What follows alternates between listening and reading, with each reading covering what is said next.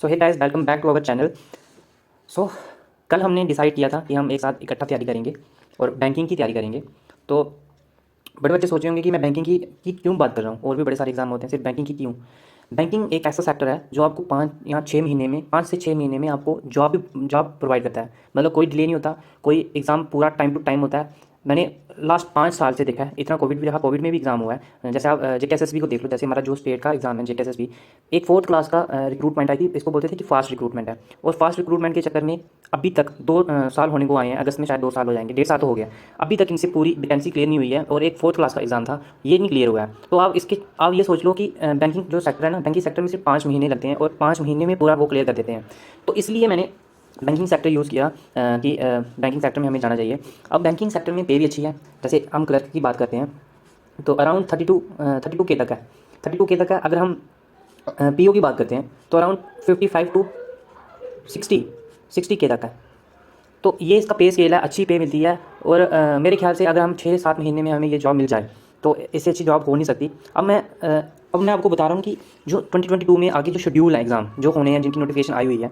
जैसे अभी हालांकि ये जो एग्ज़ाम है होते जो 6 और 7 महीने में है, पर इसके पीछे जो स्ट्रगल है ना, वो कम से कम हमें कंटिन्यू हम पढ़ें तो 8 से 9 महीने हमें पढ़ना पड़ता है कंटिन्यू। और फिर हम आराम से क्लियर कर सकते हैं इसको। कईयों को 2 साल भी लगते हैं, 3 साल भी लगते हैं। वही डिपेंड करता है कि वो कैसे पढ़ रहे हैं। तो जो भी शेड्यूल एग्ज़ाम है जिसकी नोटिफिकेशन आई हुई है वो है ये वाला। इसकी नोटिफिकेशन आई हुई है, शायद इसकी 15 को लास्ट डेट है। तो आप जो भी एक बार अगर जो इंटरेस्टेड हो वो एक बार एग्ज़ाम देके पता कर सकते हैं कि कैसे क्वेश्चन पूछते हैं। ये तो रहा इसके पीछे। अब एलआईसी और ये वाला आगे आएंगे। आरबीआई का भी आरबीआई का भी आने वाला है। और सब जो मेन एग्ज़ाम है बैंकिंग के, जैसे जो हर साल आते हैं, वो है SBI PO clerk, IBPS PO clerk, RRB PO clerk. ये जो 6 एग्ज़ाम है ना, ये 6 एग्ज़ाम जो है ये जुलाई से स्टार्ट होंगे और जनवरी तक चलते रहेंगे। तो हमारा जो अभी समझ लो, अभी फैब चल रहा है, तो फैब से लेकर जुलाई तक, जुलाई से स्टार्ट हो जाएंगे एग्ज़ाम। तो जुलाई तक हमारे पास टाइम है कि हम इसको अच्छे से तैयारी करें और इस एग्ज़ाम को दें। और अब मैं आपको ये बताऊंगा कि इसमें, अब देखो, जैसे एग्ज़ाम हम शुरू तो कर रहे हैं, पर इसमें हमें शुरू करने से पहले हमें पता तो होना चाहिए सिलेबस आता क्या है। मेन जो है हमारा सिलेबस है। सिलेबस क्या आता है, बैंक हमें डिमांड क्या करता है, हमसे पूछता क्या है कि जिसकी वजह से हम उसको क्रैक कर सकते हैं। तो ये सब डिस्कशन करेंगे हम इसी वीडियो में। तो बने रहें हमारे साथ ऐसे ही। तो सिलेबस शुरू करने से पहले इसमें जो एग्ज़ाम जो होते हैं, जैसे क्लर्क में कितनी स्टेज होती हैं, आईबीपीएस पीओ में कितनी स्टेज होती हैं, और आरआरबी पीओ में कितनी स्टेज होती है, मैं आपको बताता हूँ। जैसे जो कोई भी क्लर्क है ना, जैसे ये क्लर्क की एग्जाम है, एसबीआई का क्लर्क है, आईबीपीएस का क्लर्क है, आरआरबी का क्लर्क है, इसमें 2 स्टेज होती हैं। वो है हमारी प्री और मेंस, ये 2 होती हैं। इसमें हमारा इंटरव्यू नहीं होता, सिर्फ प्री क्लियर करने, उसके बाद मेंस और फिर डीवी के लिए बुला लेते हैं। और जो पीओ वाले हैं, एसबीआई पीओ, जो एसबीआई पीओ का, उसमें 3 स्टेज होती है हमारी। सबसे पहले प्री के बाद हमें क्लियर करने के बाद मेंस के साथ ही हमें डिस्क्रिप्टिव होता है। तो डिस्क्रिप्टिव भी होता है इसमें मेंस के बाद, और उसके बाद इंटरव्यू। ये 3 स्टेज होती हैं इसमें। तो समझ लो ये 3 स्टेज जो है ना, ये 5 से 6 महीने। क्वांटिटेटिव एप्टीट्यूड तो जो हर एग्जाम में आता है, मैक्सिमम में आता है कि 10 तक का जो उनका सब्जेक्ट होता है मैथ, उसमें जो भी टॉपिक होते हैं वो सारे 10 तक के वही इसमें आते हैं। तो सबसे पहले जो सिंपल, जैसे हमने ये टॉपिक करने हैं, तो जिसको समझ नहीं आ रही है कि कहाँ से करना है क्या नहीं, मैं तो आपको एक 2-3 सोर्स बता देता हूँ। आपको यूट्यूब पे बहुत सारा कंटेंट मिल जाएगा उनका। जैसे आप सिंप्लीफिकेशन करना है तो सिंप्लीफिकेशन बाय आशीष अरोरा जैसे लिखोगे तो आपको वहाँ पे बड़ी सारी वीडियो उनकी मिल जाएंगी। वहाँ पे उन्होंने बेसिक से कंसेप्ट क्लियर किए हुए हैं, हर एक के किए होंगे। अगर आपको पेड नहीं खरीदना है, अगर आपको फ्री चाहिए, कोई जिसको पेड नहीं खरीदना है, आप फ्री भी ले सकते हो। और अच्छा कंटेंट है बिल्कुल। और ये सारे टॉपिक वहाँ से क्लियर करने हैं, उनके सारे कंसेप्ट करने हैं। अड्डा में भी एक सर पढ़ाते हैं, उनका नाम नहीं मुझे पता। आप सिर्फ इतना लिखोगे क्वान्टिटेटिव एप्टीट्यूड अड्डा 247, तो उसमें भी आपको बहुत बड़ी सारी इनकी प्लेलिस्ट मिल जाएंगी। वहाँ से आप ये कंसेप्ट पूरे एक से एक क्लियर करनी है। और उसके बाद हमें सिर्फ प्रैक्टिस करनी है अपनी, इसको स्पीड एक्यूरेसी तक पहुँचाना है। तो सबसे पहले देखो, जैसे हमें मैथ में हमें सबसे पहले चाहिए कि स्पीड भी चाहिए और एक्यूरेसी भी चाहिए। स्पीड के लिए हमें सबसे पहले टेबल 30 तक हमें आनी चाहिए। और उसके बाद क्यूब हमें समझ लो 25 तक आनी चाहिए। और स्क्वायर 60 तक हमें याद होनी चाहिए। और बेसिक जो हमारी वो होती हैं कैलकुलेशन स्पीड, जिसको बेसिक मैथ बोलते हैं ना, बेसिक मैथ में एडिशन सब्ट्रैक्शन, ये हमारे डिवीज़न, ये सारा मल्टीप्लिकेशन, तो ये सारा हमें आना चाहिए। जब ये बिल्कुल एक हमारे मतलब हमारे क्लिक करते ही हमारे जब दिमाग में आएगा ना, तब हम ये यहाँ से समझ लो ये टॉपिक जो है आराम से आएंगे हमें, मतलब इनमें हमारी स्पीड इतनी अच्छी हो जाएगी।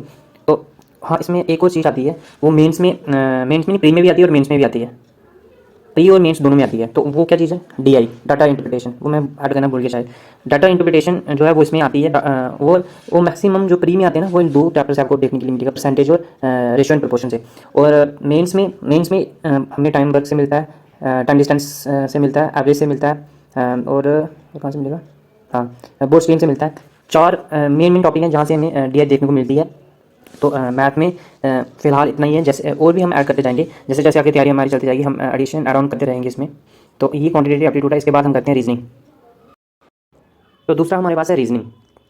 रीजनिंग में देखो, कोई भी कंसेप्ट की हमें वो ऐसी कोई ज़रूरत नहीं है जैसे हमें मैथ के लिए कंसेप्ट चाहिए होते हैं, वैसा कुछ इसमें है नहीं। इसमें सिर्फ हमारी बेसिक अंडरस्टैंडिंग मैटर करती है। तो इसमें जो मेन टॉपिक है ना, वो मैं आपको बताता हूँ कि सबसे मेन जो है वो ये 2 टॉपिक है। पहले 2, पजल और सीटिंग अरेंजमेंट। पजल और सीटिंग अरेंजमेंट से बड़े बच्चे पहले घबराते हैं, मतलब हाँ यार, पजल कैसे बनानी है, सीटिंग अरेंजमेंट कैसे बनानी है। पर इससे मतलब आप जब करने लगोगे ना, तो आपको इसमें मज़ा आने लगेगा, मतलब आराम से आप करोगे, इसमें कोई इतनी दिक्कत नहीं है। तो ये करने कहाँ से है? तो आप जैसे आप सर्च करोगे पजल बाय अंकुश लांबा। अंकुश लांबा सर है, वो उनकी बड़ी सारी ढेरों क्लासें यूट्यूब पे फ्री हैं और अच्छा कंटेंट पढ़ाते हैं उनका। मतलब मैंने इतनी सिंपल तरीके से आपको समझाएंगे कि आपको 2 चुटकियों में मतलब निकलेंगे ये पजल्स और सीटिंग अरेंजमेंट। और उनका भी एक चैनल है, मैं आपको बता देता हूँ, बैंकर हब करके एक चैनल है, उन्होंने न्यू ही बनाया अभी। वो सिर्फ ये जो एक्टिव स्टूडेंट है ना, उनके लिए ये बनाया कि जो बच्चे एक्टिव वहाँ पे रहते हैं। बैंकर हब आप सर्च करोगे, वहाँ पे उन्होंने 15 या 20 क्लासें ली हुई हैं, वो पजल्स और सीटिंग अरेंजमेंट पढ़ाते हैं। और उनका एक और चैनल है, बैंकिंग क्रॉनिकल चैनल है। आप सिर्फ ये लिखोगे पजल्स बाय अंकुश लांबा सर, वहाँ पे वो खुद ही आ जाएगा वहाँ पे, और वहाँ से आप कर सकते हो आराम से। आप देख लेना वहाँ से पजल्स और सीटिंग अरेंजमेंट और बाकी ये जो सारे टॉपिक है ना, ये सारे टॉपिक सर ने पढ़ाए हुए हैं, इतने सारे। तो ये बेसिक है, ये मतलब समझ लो जैसे मैंने आपको प्री में बताया, प्री में ये टॉपिक जो है ना, ये 15 नंबर के आते हैं, और ये दोनों टॉपिक अकेले 15 नंबर के आते हैं, और 5 नंबर का एडिशनल कुछ और आ जाएगा, मिसलेनियस वगैरह। तो समझ लो इनकी पजल और सीटिंग अरेंजमेंट की इतनी डिमांड है। तो ये हो गई रीजनिंग। अब चलते हैं इंग्लिश की तरफ। बड़े बच्चों का भी एक सब्जेक्ट होता है, जैसे मेरा भी इंग्लिश ही है। तो इंग्लिश में ये एसएससी वाली इंग्लिश नहीं है जिसमें बड़ी सारी ग्रामर आपको आनी हो। ये मतलब ये समझ लो आपकी ये रीडिंग बेस, इसमें जो भी हमारे सिलेबस है ना, ये रीडिंग बेस सिलेबस है। आप जितनी आपकी अच्छी रीडिंग होगी, जितनी अच्छी उनके साथ अंडरस्टैंडिंग होगी, बस वही इंग्लिश में आता है यहाँ पे। इसमें मेन है वोकैब और रीडिंग। तो मैं आपको सजेस्ट करूँगा कि आप जैसे कोई भी न्यूज़पेपर पढ़ लें, जैसे टाइम्स ऑफ इंडिया होता है, इंडियन एक्सप्रेस है। तो जो बिगनर हैं, जिनको मतलब इंग्लिश के साथ दिक्कत है, वो ये 2 न्यूज़पेपर पढ़ सकते हैं। और जो समझ लो हाई लेवल की, जिनकी इंग्लिश थोड़ी बहुत ठीक है, तो वो द हिंदू के एडिटोरियल पढ़ सकते हैं। इसमें इंग्लिश ही एक मेन सोर्स है इंग्लिश में, वो है रीडिंग करो, मतलब एडिटोरियल पढ़ो। एडिटोरियल को पढ़ने के बाद ना, उसको समझना कि हमें इसमें बोला क्या है, वही मेन है। और कोई इसमें आप बोलो कि कोई ऐसी कोई मतलब वो नहीं है, क्या बोलते हैं इसको, ग्रामर कुछ ऐसा नहीं है, ग्रामर इतना नहीं आता इसमें। इसमें समझ लो आप 30 नंबर आते हैं, और 30 नंबर में 25 या 20 नंबर की सिर्फ रीडिंग बेस्ड क्वेश्चन आते हैं। तो आपको अगर ग्रामर भी करनी, एक बार ग्रामर से भी हमें थोड़ा पता होना चाहिए ग्रामर का। तो ग्रामर का भी कोर्स चल रहा है यूट्यूब पे, वो है निमिषा बंसल मैम पढ़ाते हैं। तो आप जैसे लिखोगे इंग्लिश बाय निमिषा बंसल, तो आप वहाँ पे देखना। अभी रिसेंटली कुछ उन्होंने 50 डेज वो लिया, कोर्स लिया, वो स्टार्टिंग से पढ़ा रहे हैं। उसमें सब्जेक्ट वर्ब एलिमेंट से उन्होंने शुरू किया होगा। अभी 2 वीक ही उन्होंने पढ़ाते हुए हैं, कोई 5-6 लेक्चर हुए होंगे। वहाँ से आप बेसिक पढ़ सकते हो बिल्कुल। जो पेड में वो पढ़ाते हैं ना, वो यूट्यूब में इन्होंने पढ़ाया हुआ है ग्रामर के लिए यहाँ पे आप पढ़ सकते हो। और फ्री कंटेंट ये देते हैं अनअकैडमी ऐप में। अनअकैडमी आप जब डाउनलोड करोगे ना, वहाँ पे तीनों सर होंगे, अंकुश लांबा सर भी होंगे, और आशीष अरोरा सर भी हैं, और निमिषा बंसल मैम भी हैं। उनकी फ्री क्लासेस में जाओगे, जब फ्री क्लासेस में जाकर वहाँ पे देखना, बड़ी सारी फ्री वीडियो भी है वहाँ पे, आप देख सकते हो उनको आराम से। जिन्होंने पेड कोर्स नहीं लिया हुआ है वो भी देख सकते हैं। तो इसमें मेन जो है वो रीडिंग वाली है। जैसे ये रीडिंग से होता है, एरर डिटेक्शन रीडिंग से होगी, वोकैब हमें लर्न करनी पड़ेगी थोड़ी बहुत, फ्रेज और ये रीडिंग से होगा, सेंटेंस इंप्रूवमेंट ये भी रीडिंग से है। अब इसमें एरर डिटेक्शन जिसमें थोड़ी बहुत ग्रामर लगती है, उसके अलावा जितना भी कुछ है ना, ये सारा रीडिंग से हो जाता है। और आराम से बच्चे, मैंने देखा कि 30 में से ना, जिनकी इंग्लिश इतनी अच्छी नहीं होती, सिर्फ रीडिंग करते हैं, वो 18 19 लेकर आते हैं। तो इंग्लिश में यही मेन है, आप सिर्फ रीडिंग पे कंसंट्रेट करें, और सिर्फ मतलब वोकैब को भी याद करें, और रीडिंग पे भी फोकस डालें बस। रीडिंग आप जिसके पास न्यूज़पेपर वगैरह नहीं है, तो फ़ोन से वैसे आप पढ़ सकते हो एडिटोरियल। जैसे आप गूगल पे सर्च करोगे एडिटोरियल, हिंदू का एडिटोरियल करोगे, तो द हिंदू का एडिटोरियल वहाँ पे आ जाएगा। अगर आप जो बंदा न्यूज़पेपर नहीं पढ़ते, तो वो नॉवेल्स, अच्छी नॉवेल्स पढ़ सकता है इंग्लिश वाली। कोई भी अच्छी नॉवल पढ़ लो, उसको अंडरस्टैंड करो। डेली 30 मिनट हमें रीडिंग करनी है। इसमें रीडिंग के अलावा आप बोलोगे आपको जितनी मर्जी ग्रामर आती है, जितनी मर्जी ग्रामर कर लो आप, पर रीडिंग जब तक नहीं होगी ना आपकी, तो आप एग्जाम मतलब समझ ले उनके लिए टफ हो जाएगा फिर एग्जाम क्लियर करना। तो वो हो गया इंग्लिश का। अब सबसे इंपॉर्टेंट जो बच्चे बड़े सारे स्किप करते हैं प्रिपरेशन के दौरान, वो है जनरल अवेयरनेस। जनरल अवेयरनेस एक ऐसा सब्जेक्ट है ना, जो हमें डे 1 से, मतलब समझ लो डे 1 से हमें शुरू करना है। डे 1 से हम जब तक नहीं पढ़ेंगे ना, तो हमारा जनरल अवेयरनेस एग्जाम में वो दिक्कत करेगा। बड़े बड़े बच्चों का मैंने इंटरव्यू सुना है, और जब भी वो बताते हैं कि हमेशा हमारे इसमें डे 1 से जनरल अवेयरनेस होता है, जीके हम करंट अफेयर डेली पढ़ते हैं। तो समझ लो अब हमें ज़्यादा फोकस किस पे करना है, करंट अफेयर पे करना है। करंट अफेयर मेन बेशक मानना कि ये मेन में काम आता है, पर मेन में इतना हमारे पास टाइम ही नहीं होगा कि हम इसको क्लियर करेंगे या कवर करेंगे। हम 6 मंथ की मान के चलो, अब फेब से है ना, जो बच्चे अभी से शुरू करेंगे जुलाई तक, वो आज से जो कल से शुरू करेंगे, तो कल से करंट अफेयर देखना शुरू कर दो। करंट अफेयर कहाँ से करनी है, करंट अफेयर करनी है आप करंट अफेयर के लिए सोर्स है हमारे पास, आशीष सर पढ़ाते हैं, आशीष गौतम सर। वो पढ़ाते हैं अड्डा 247, जैसे फैसिलिटी होगी करंट अफेयर बाय अड्डा 247, तो वहाँ पे वो उनकी वीडियो आएंगी। वो डेली 7 बजे क्लास लेते हैं, वहाँ से पढ़ना। और वो उतना भी करोगे ना, वो भी इनफ है। तो कुछ तो हम जैसे मेरे पास पेड पड़ा हुआ है, अफेयर क्लाउड का सब्सक्रिप्शन पड़ा हुआ है, तो वहाँ पे मैं जितनी भी न्यूज़ आएंगी ना, वो मेरे जो टेलीग्राम ग्रुप है, हम वहाँ पे ज्वाइन हो जाएंगे सारे जने, और वहाँ पे मैं वो पोस्ट कर दिया करूँगा रोज़। दिल्ली की न्यूज़ है वहाँ पे मैं पूरी मतलब जो मेन हमारे जो हाईलाइट वाले होते हैं, उसमें मेन मैं वहाँ पे 15 से 20 न्यूज़ होती हैं, वहाँ पे वो डेली डाल दूँगा। डेली वहाँ से कर लेना, और आपको खरीदने की जरूरत नहीं है, मैंने खरीदी हुई है, तो आपको सिर्फ पढ़ना है बस। और अड्डा 247 एक वीडियो सोर्स, और एक हो गया हमारा जो न्यूज़ जो होगी वो डेली। और हम टेलीग्राम पे डिस्क्रिप्शन में आपको लिंक मिल जाएगा, वहाँ से आप टेलीग्राम में हमारे साथ जुड़ लेना। मैंने आज ही शुरू किया वो, जो भी तैयारी करना मतलब शुरू करेगा, वहाँ पे जुड़ लेना। वहाँ पे हम डेली के एमसीक्यूज़ भी करेंगे जीके के, और हम साथ में वहाँ पे करंट अफेयर वो भी मिल जाएगा, और कोई जो भी अपडेट होगी ना टेलीग्राम पे मिल जाएगी। डिस्क्रिप्शन में लिंक है, वहाँ से आप ज्वाइन कर लेना, ठीक है।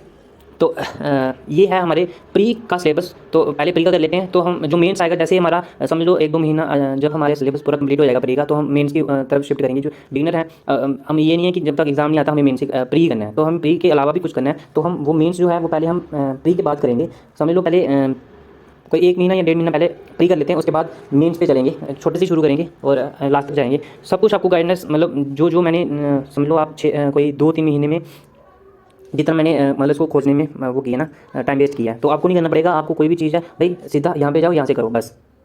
तो ये है वीडियो आज की। तो मैंने आपको सारा सिलेबस बता दिया, सब कुछ बता दिया, रीज़न बता दिया कि बैंकिंग में क्यों जाना है क्यों नहीं। तो मिलते हैं आपको नेक्स्ट वीडियो में। तो नेक्स्ट वीडियो में डिटेल में हम करेंगे क्या क्वांट की नेक्स्ट वीडियो की क्वांट में करना क्या क्या है, वो उसमें हम पूरा ब्रीफ डिस्कशन करेंगे। ये सिलेबस मैंने सिर्फ बताया, ऊपर से सिलेबस बताया कि ये करना है, और क्वांट में मैं पूरा बताऊंगा कि कौन से सर पढ़ाने हैं, कहाँ से करना है, पूरा A to Z वहाँ पे करेंगे। उसकी सेपरेट वीडियो आती जाएंगी, तो आप चैनल को सब्सक्राइब कर लें। और दो भी एक रिक्वेस्ट आपसे कि जैसे आपको कोई दोस्त है, आपको पता है वो बैंकिंग की तैयारी करना चाहता है, तो पर स्टार्ट नहीं कर पा रहा, बस उसको वीडियो फॉरवर्ड कर लें। उसका मन होगा तो कर लेगा, नहीं करना होगा तो नहीं करेगा। बस ये है कि एक बार पढ़ो तो सही, खुद हो जाएगा आगे। एक बार हम ट्राई तो करेंगे ना, ट्राई करने के बाद हमें खुद ही आ जाएगा सारा कुछ। फिर बस इतना ही है।